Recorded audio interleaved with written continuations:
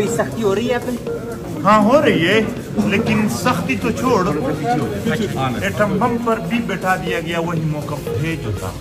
पाकिस्तान ته د منظور پښتین چیلنج او زبردست ځواب وایي که په اتم بم مې هم کېنوئ نو له خپلې مبارزې نه په شا کېږم. جزئیات هم دلته وګورئ او چینل هم سبسکرایب کړئ. پاکستانی ریاست چې فکر کوي لکه د سیاسي ګوندونو کسانو غوندې به د پی ټي ایم مشران ونیسي او له شکنجو وروسته به دوی له خپلې داعیې په شا شي، خو ښکاري چې دا ارمان یې تش ارمان پاتې کېدونکی دی.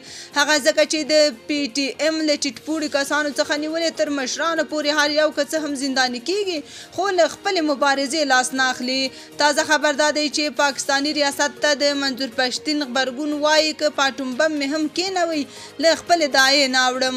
محکمې ته د وړاندې کولو پر مهال د پښتون ژغورنې غورځنګ مشر منظور پښتین په داسې حال کې چې په لاسونو کې هټګرۍ اچول شوې وې دې پوښتنې ته په ځواب کې چې د پاکستان له لوري زور زیاتی او شکنجې خو په مبارزې اغېز نه دی کړی وویل دا خو بند دی، خو که په اټوم بم مې هم کېنوئ له خپلې داعیې نه اوړم.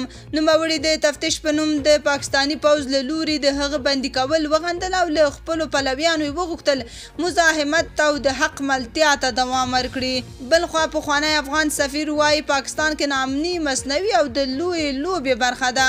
په اسلام آباد کې د جمهوریت نظام وروستی سفیر نجیب الله علي خیل وایي په سیمه کې د ناامنۍ وروستی پیښې د افراطیت خورول او ورته وده ورکول د سیپیک او یو کمربند او یو لار پروژو تطبیق او د مخنیوي هڅو سره تړاو لري. نوموړي په خپل ایکس پاڼه لیکلي د ناامنۍ وروستۍ پیښې د همدې لویې لوبې یوه برخه ده.